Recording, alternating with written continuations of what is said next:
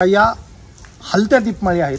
38 खांबावर हे जे सभामंडप आपल्याला उभारलेला दिसतोय। मुघल आक्रमणामध्ये या मंदिरामध्ये काही मूर्तीच्या भग्न झालेल्या मूर्ती सुद्धा आपल्याला या ठिकाणी पाहावयास मिळतात। आता आपण गाभाऱ्यामध्ये प्रवेश करूया। हा पूर्ण गाभारा जवळपास 10 फूट पाण्यामध्ये भरलेला असतो। तर जय श्रीराम मित्रांनो, माझं नाव आदित्य आणि स्वागत आहे तुमच्या सगळ्यांचं आजच्या आपल्या नवीन ब्लॉग मध्ये। तर मित्रांनो, आजच्या ब्लॉग मध्ये आपण भेट देणार आहोत अहमदनगर जिल्ह्यातील शेवगाव तालुक्यामध्ये असलेल्या घोटण या गावाला। घोटण या गावामध्ये आपल्याला अनेक प्राचीन मंदिरे पाहायला मिळतात आणि याच मंदिरांपैकी एक व घोटण गावचे ग्रामदैवत असलेले श्री मल्लिकार्जुनेश्वर महादेव मंदिर। तर आज आपण या मंदिराला भेट देणार आहोत, या मंदिराची संपूर्ण माहिती घेणार आहोत आणि मंदिरामागचा इतिहास समजून घेणार आहोत। तर मग कसल्याच प्रकारचा उशीर न करता सुरुवात करूया आजच्या आपल्या ब्लॉगला शेवटपर्यंत बघा, लाईक करा, शेअर करा, चॅनलला सबस्क्राईब करा आणि बेल आयकॉन दाबायला विसरू नका। घोटण हे अहमदनगर जिल्ह्यातील शेवगाव तालुक्यामध्ये असलेले एक ऐतिहासिक गाव। पैठण शहराच्या पश्चिम दिशेला 17 किलोमीटर तर शेवगाव शहराच्या पूर्व दिशेला 9 किलोमीटरांच्या अंतरावरती हे गाव। गावाचा इतिहास इसवी सन पूर्वेचा असून गावामध्ये आपल्याला अनेक प्राचीन बांधकामे व मंदिरे पाहायला मिळतात। याच मंदिरांपैकी एक व घोटण गावचे ग्रामदैवत असलेले श्री मल्लिकार्जुनेश्वर मंदिर। तर आजच्या या व्हिडिओमध्ये आपण श्री मल्लिकार्जुनेश्वर मंदिराची माहिती घेणार आहोत आणि मंदिरामागचा इतिहास समजून घेणार आहोत।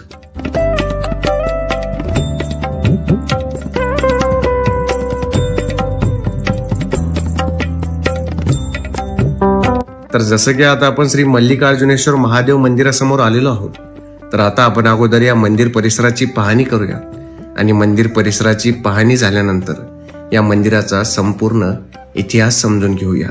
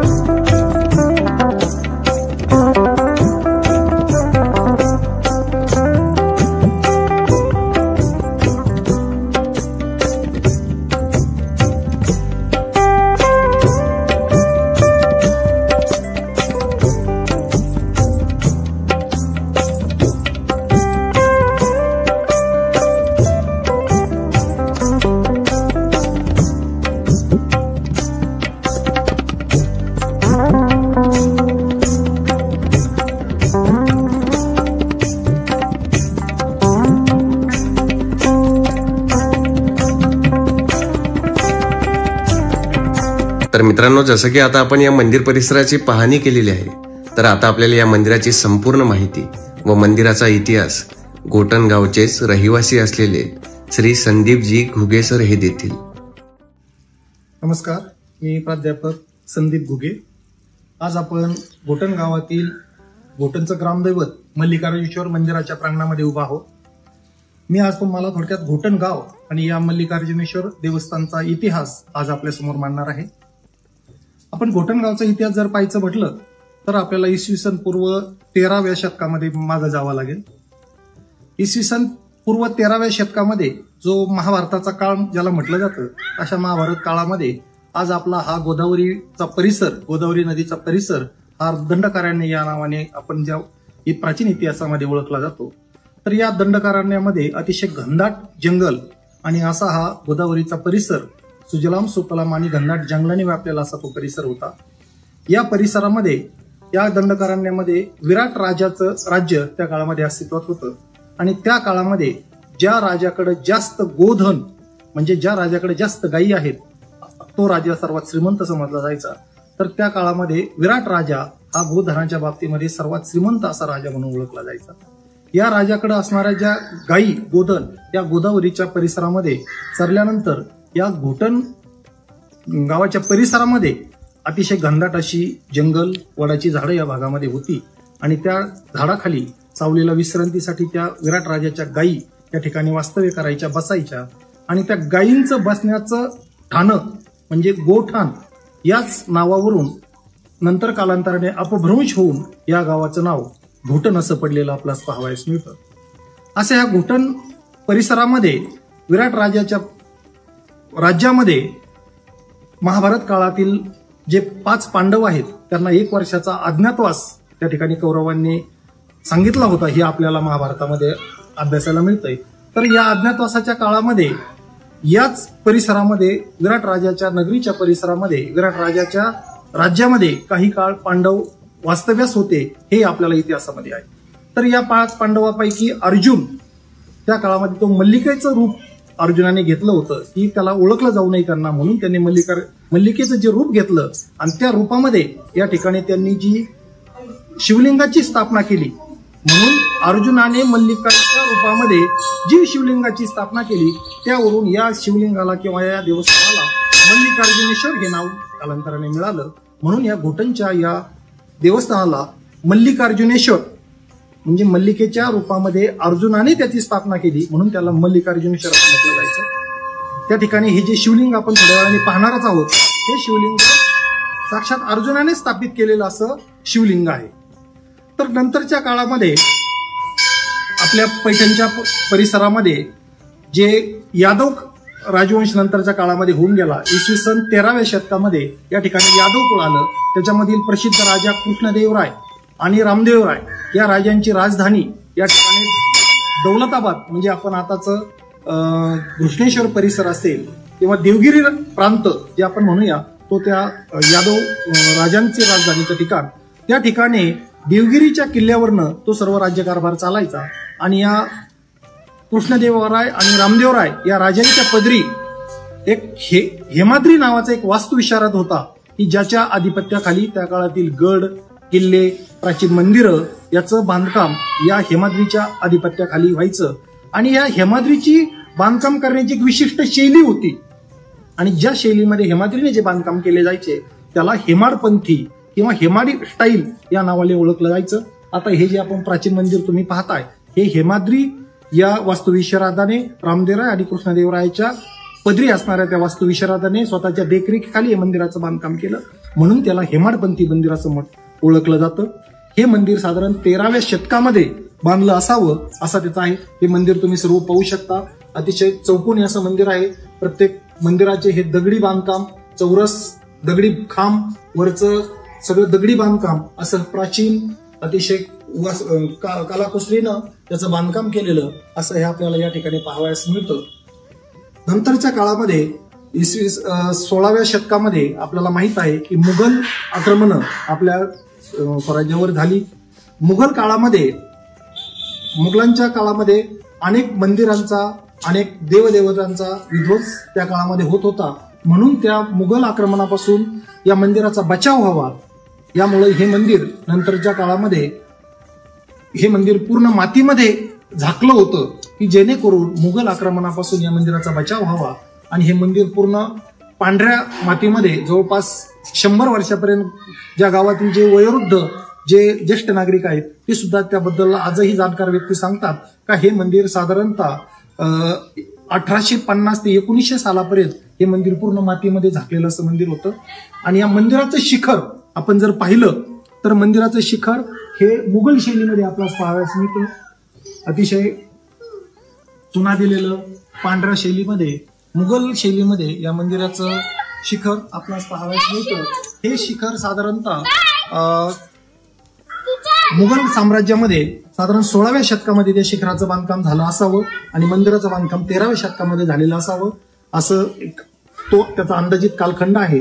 नंतरच्या काळामध्ये पेशवाईमध्ये सुद्धा या मंदिराचा काही प्रमाणात जीर्णोद्धार झाला याचाही इतिहासामध्ये काही पुरावे काही नोंद सापडतात. आपण जर या मंदिराचे सर्व जर खांब पाहिले तर त्यातील काही खांब हे जरा नवीन शैलीमध्ये आपणास पाहावयास मिळतात. तर हे खांब पेशवाईमध्ये सुद्धा याचा जीर्णोद्धार झाला असं सुद्धा आपल्याला इतिहासामध्ये पुराव्यावरून या ठिकाणी सापडतंय. असं हे प्राचीन असं जवळपास 13व्या शतकातील 750 वर्षाचा प्राचीन इतिहास असणारं असं हे घोटण गावातील श्री क्षेत्र मल्लिकार्जुनेश्वर देवस्थान हे भक्तांना अतिशय गर्दी या ठिकाणी वर्षभर दर्शनासाठी भाविक करतात. या ठिकाणी वर्षामध्ये जवळपास 3 वेळा यात्रा भरते. श्रावणामध्ये सुद्धा या ठिकाणी दर्शनासाठी लोकांची खूप गर्दी असते. त्यानंतर महाशिवरात्रीला सुद्धा या ठिकाणी गर्दी असते आणि तसंच एप्रिल महिन्यामध्ये सुद्धा या मल्लिकार्जुनेश्वर देवस्थानाची यात्रा या ठिकाणी मोठ्या प्रमाणात भरते. असं हे मल्लिकार्जुनेश्वराचं अतिशय प्रसिद्ध असं हे दगडी बांधकामाचं 750 वर्षाचा इतिहास असणारं असं प्राचीन मंदिर आहे. आपल्या 12 ज्योतिर्लिंगापैकी आंध्र प्रदेशातील श्रीशैलम या ठिकाणी जे मल्लिकार्जुनेश्वर देवस्थान आहे त्याचंच प्रतिरूप म्हणून हे मल्लिकार्जुनेश्वर देवस्थानाकडे पाहिलं जातं. तसंच या घोटण परिसरामध्ये घोटण पंचक्रोशीमध्ये 12 ज्योतिर्लिंगाची प्रतिरूप या घोटण परिसरामध्ये पाहावयास आपल्यास मिळतात. त्यामधील भीमाशंकर या ठिकाणी पुणे जिल्ह्यामध्ये जे ज्योतिर्लिंग आहे त्याचंही प्रतिरूप या ठिकाणी घोटण गावाच्या बस स्टँड परिसरामध्ये आपणास पाहावयास मिळतं. या ठिकाणी सोमनाथ या ठिकाणी सुद्धा जे ज्योतिर्लिंग आहे त्याचं सुद्धा प्रतिरूप आपल्याला या ठिकाणी पाहावयास मिळतं. त्यानंतर जटाशंकराचं एक मंदिर या ठिकाणी आपल्याला पाहावयास मिळतं. अशी जवळपास 12 ज्योतिर्लिंगापैकी 6 सद्यस्थितीत आपणास दर्शन घेता येईल अशी या ठिकाणी स्थानं आहेत आणि इतर 6 अशी अदृश्य रूपातील ज्योतिर्लिंगाची स्थानं घोटण परिसरामध्ये आहेत असं या ठिकाणी आपल्या इतिहासातून पुराव्यातून आपणास पाहावयास मिळतं. असं हे भक्तांना अतिशय गोडी लावणारं असं हे श्री क्षेत्र मल्लिकार्जुनेश्वर मंदिर या ठिकाणी आपणास पाहावयास मिळतं. धन्यवाद. त्या पाठीमागं तुम्हाला एक विटाची एक अशी दीपमाळ आपणास पाहावयास मिळते. तर या घोटण मल्लिकार्जुनेश्वर देवस्थान परिसरामध्ये एकूण 4 दीपमाळी आहेत. त्यापैकी 3 विटाचं बांधकाम असणाऱ्या दीपमाळी आहेत आणि एक दगडी बांधकाम असणारी दीपमाळ आहे. विटाचं बांधकाम असणाऱ्या दीपमाळीचं असं वैशिष्ट्य आहे का या हलत्या दीपमाळी आहेत. आतून त्या पोकळ असून असं त्याचं विशिष्ट पद्धतीने त्यांचं बांधकाम केलेलं आहे. आपण जर त्या दीपमाळीवर जाऊन जर हाताने हलवलं तर ती हलती दीपमाळ अशी प्रसिद्ध अशी दीपमाळ आपल्या या मंदिर परिसरामध्ये पाहावयास मिळते. आपण सध्या या मल्लिकार्जुनेश्वर मंदिराच्या सभामंडपामध्ये उभा आहोत. हे सभामंडप एकूण 36 खांबावर आपल्यास उभारलेलं दिसतंय. या ठिकाणी 36 खांब आणि कमानीचे 2 खांब असे 38 खांबावर हे जे सभामंडप आपल्याला उभारलेलं दिसतोय. यापैकी हे जे सर्व मंदिराचं बांधकाम हे 13व्या शतकामधलं हेमाद्री या वास्तुविशारदाच्या आधिपत्याखाली झालेली हेमाडपंथी मंदिर आहे. त्याची काही प्रमाणामध्ये पेशवाईमध्ये सुद्धा याच्यामध्ये थोड्या प्रमाणात या मंदिराचा जीर्णोद्धार आपल्याला पाहावयास मिळतो. यामधील काही खांब हे नवीन शैलीमध्ये हा एक आहे, तो एक आहे. हा नवीन शैलीमध्ये बांधलेला आपल्याला दिसून येतो. त्यामध्ये काही दगड सुद्धा नवीन नंतरच्या काळामध्ये साधारणतः 17व्या शतकामध्ये सुद्धा याच्यामध्ये काही थोड्या अंशी भर टाकलेली आपल्याला दिसून येते. असा हा 38 खांबाचा वैशिष्ट्यपूर्ण असा सभामंडप. या प्रत्येक खांबावर युद्ध काळातील अनेक हत्ती, घोडे, यावर स्वार झालेले सैनिक वगैरे अशा पद्धतीचं रेखीव कोरकाम आपल्याला या ठिकाणी केलेलं आढळून येत आहे. त्या ठिकाणी घोड्यावर बसलेले सैनिक, हत्तीवर बसलेले सैनिक असं वैशिष्ट्यपूर्ण प्रत्येक ऐतिहासिक प्रसंग या खांबावर कोरलेले आपल्याला दिसतात. अतिशय वैशिष्ट्यपूर्ण अशी रचना या खांबाची आपल्याला केलेली दिसून येते. तसंच हे जे 38 खांबावर असणारं हे जे सभामंडप आहे तसं 24 खांबा आतला जो गाभारा आहे मंदिराचा, हा गाभारा हा एकूण 24 खांबावर उभारलेला गाभारा आपण पाहावयास मिळतो. त्या गाभाऱ्यामध्ये सुद्धा आपण प्रवेश करूया. तत्पूर्वी मुघल आक्रमणामध्ये या मंदिरामधील काही मूर्तीच्या भग्न झालेल्या मूर्ती सुद्धा आपल्याला या ठिकाणी पाहावयास मिळतात. अशा काही भग्न मूर्ती आपल्याला मंदिर परिसरामध्ये पाहावयास मिळतात. काही मूर्तीचे काही भाग कट झालेले आहेत. अशा अनेक मूर्ती या परिसरामध्ये जवळपास 40-50 मूर्ती या ठिकाणी आपल्याला पाहावयास मिळतात.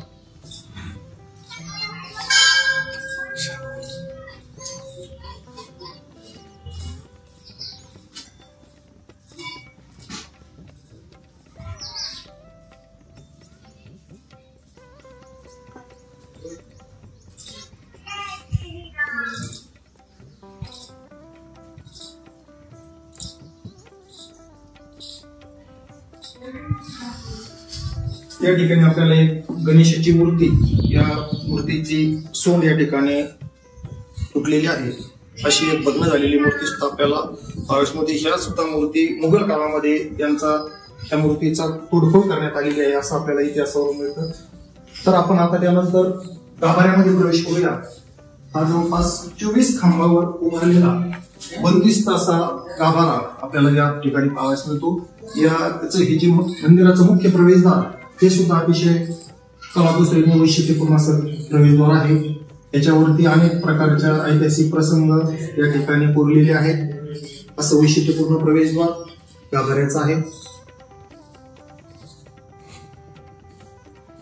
आता आपण गाभाऱ्यामध्ये प्रवेश करूया.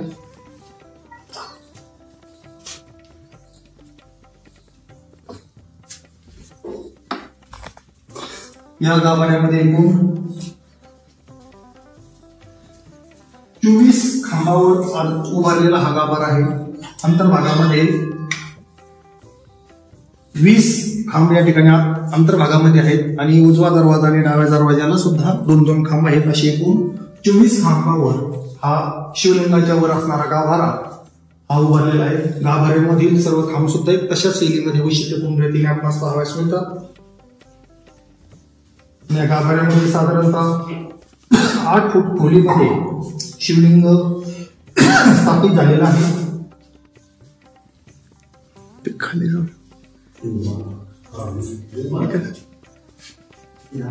शिवलिंगाच्या पूर्वेला पार्वतीची मूर्ती या ठिकाणी आपणास पाहावयास मिळते.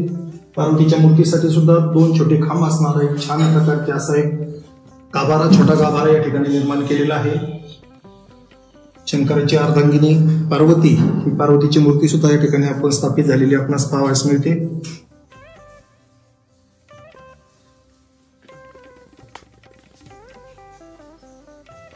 आता आपण गाभाऱ्यामध्ये प्रवेश करूया.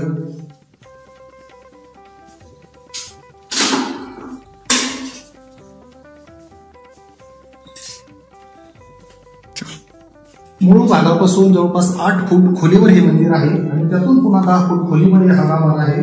आणि गाभाऱ्यामध्ये आतमध्ये हे शिवलिंग स्थापित आहे.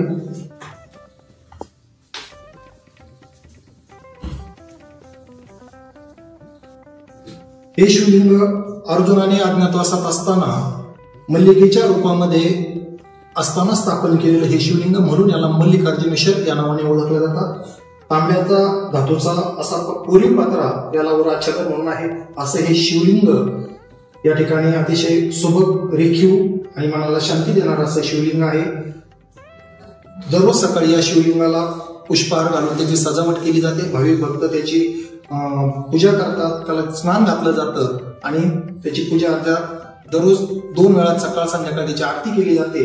अशा पद्धतीने या ठिकाणी त्याची आराधना केली जाते.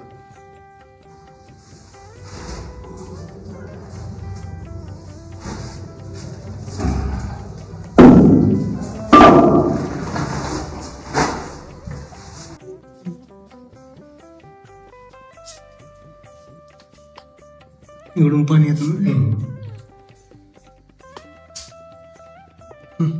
या घोटण परिसरामध्ये एकूण 12 ज्योतिर्लिंगाची प्रतिज्योतिर्लिंग सध्या अस्तित्वात आहेत. त्यापैकी आज 7 ज्योतिर्लिंग आज आपल्याला सुस्थितीत पाहावयास मिळतात. घोटण गावाच्या टँक परिसरामध्ये एक अतिशय 40-45 फूट चौरस फुटाची जी बारव आहे त्याला सासूसनेची बारव असं म्हटलं जातं. त्या बारवेमधून या कुंडामध्ये, पावसाळ्यामध्ये त्या बारवेमधून या कुंडामध्ये आपल्याला पाणी आलेलं दिसून येतं आणि या पाण्याचा अभिषेक या ज्योतिर्लिंगाला या ठिकाणी होतो. आणि घोटण परिसरामध्ये जी पूर्ण 12 मंदिरं आहेत त्या पूर्ण 12 मंदिरं या अशा अंतर्गत रचनेमुळं एकमेकाला जोडलेली आहेत. एका मंदिरात पाणी आलं की ते सर्व 12 मंदिरामध्ये पाणी येतं. अशी वैशिष्ट्यपूर्ण आगळी वेगळी या गोदावरीच्या जलाचा अभिषेक घालणारी प्राचीन नैसर्गिक अशी एक यंत्रणा जी आताच्या आधुनिक काळामध्ये करणं शक्य नाही, अशी आधुनिक वैशिष्ट्यपूर्ण प्राचीन यंत्रणा आपल्याला यामध्ये पाहावयास मिळते. पावसाळ्याच्या दिवसामध्ये हा पूर्ण गाभारा जवळपास 10 फूट पाण्यामध्ये भरलेला असतो आणि नदीच्या पाण्याने नैसर्गिकरित्या अभिषेक या शिवलिंगाला घातला जातो. अशी ही वैशिष्ट्यपूर्ण रचना या मंदिराचं बांधकाम करतानाच अशी रचना केलेली आहे. हे सुद्धा या मंदिराचं आपल्याला वैशिष्ट्य सांगते. धन्यवाद. धन्यवाद.